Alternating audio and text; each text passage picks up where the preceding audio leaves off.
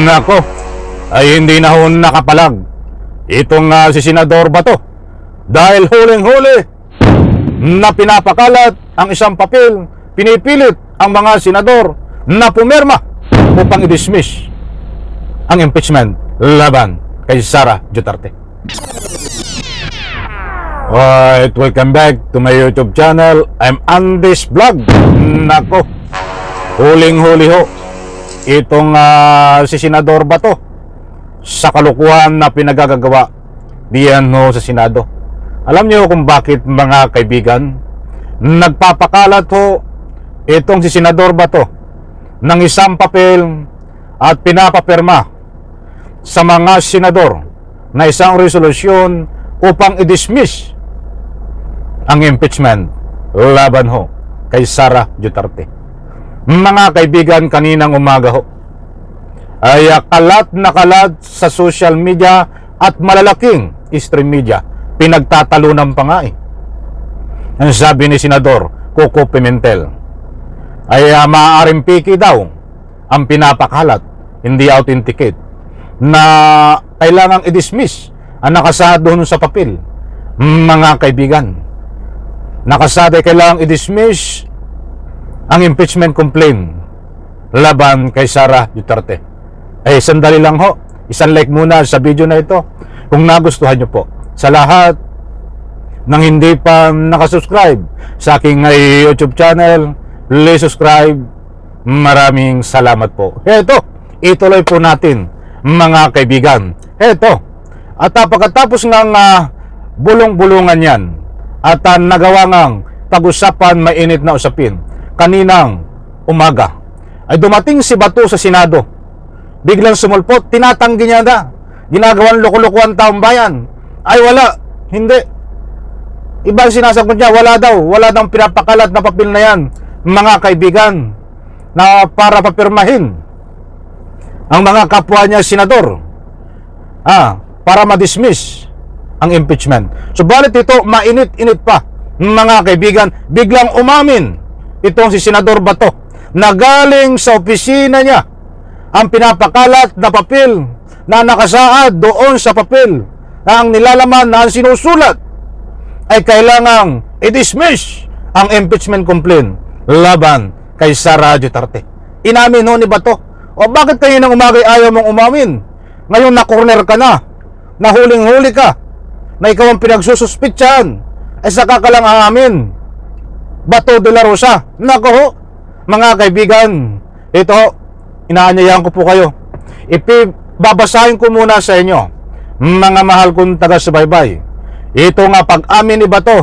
At siyempre, pagkatapos po nating mabasa at ibahagi ko po sa inyo at ipakita, ay ipi-play ko naman itong pag-amin ni Bato. Mga kaibigan, ay matindi ho ito, mga mahal kong taga-subaybay. Niloloko ang taong bayan. Ito ho, nandiyan, papakita ko ho, naka-plus sa screen. Buhat sa Abante News Online. Ito, inuulit ko, pagkatapos nitong basahin natin, ay kasunod nito ay video naman. Ibabahagi ko po sa inyo ang pag-amin ni Bato. At ano ang nilalaman ng papel na yon?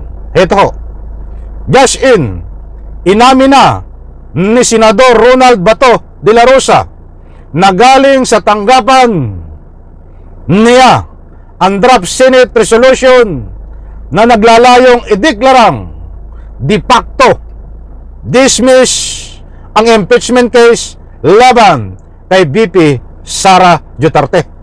Nandiyan ho, against the yan ho, but nakaplus pa rin ho diyan sa screen, mga kaibigan. Nako, ano po ang masasabi nyo? Gusto ko munang kunin ng inyong panig.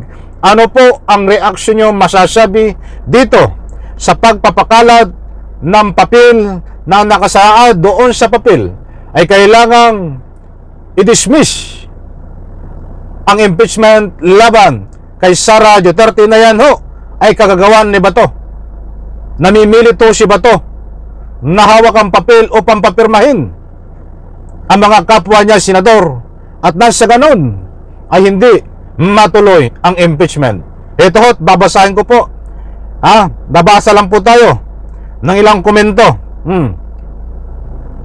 Nasaan na ito? Yung mga senador kayo na Duterte, sayang ang aming tax na ginagastos ninyo. Wala nang umiiral na batas. Mula nang maupo si Digong, sa buwatan na lang pati sa korupsyon. Tunay na tunay, di po ba tama? Isa na lang, nabuking din si Senador Bato. Binabasa ko lang po ang mga komento, mga mahal kong taga-subaybay. Ito, ipi-play ko naman itong pag-amin ni Senador Bato. May video po siya ng pag-amin dahil nabuking siya. Mga mahal kong taga-subaybay, ito, at ipaparinig ko po sa inyo. Pakinggan po natin, mga kaibigan. Dali lang, ha? Ito. Okay yun. Basahin na lang yung resolution. You will understand everything. Basahin niyo yung resolution. That's very self-explanatory. Ayun, mabasa niyo doon kung ano yung sinasabi doon. Sa loobin ko. Ayan, mga kaibigan, Senador Bato. Ito, iyan ho. Iyan po si Bato. Buhat sa Abante News, bibigyan ko po kayo dito nang ika nga po mahabang video kasi yan lang po ang lumalabas ngayon na kaunting video lang. Batang nilalaman noon ay pag-amin niya na talagang galing sa kanyang opisina ang video at basahin na lang daw po kung anong nilalaman noon. Sino makakabasa niyan? Sira ulo talaga ito. Siyempre yung kapwa mo din, senador, ay kung nilahad mo sa taong bayan niya, sa publiko, kung ano yung pipirmahan na yan, disin sana. Para malaman namin, tapos ngayon magsasabi ka sa interview na basahin na lang. Ay sigurado ang nilalaman naman yan ay para i-dismiss ang impeachment ni Sara Duterte ay puro kalukuhan ang nilalaman na yan at kasinungalingan na imbento ni Bato.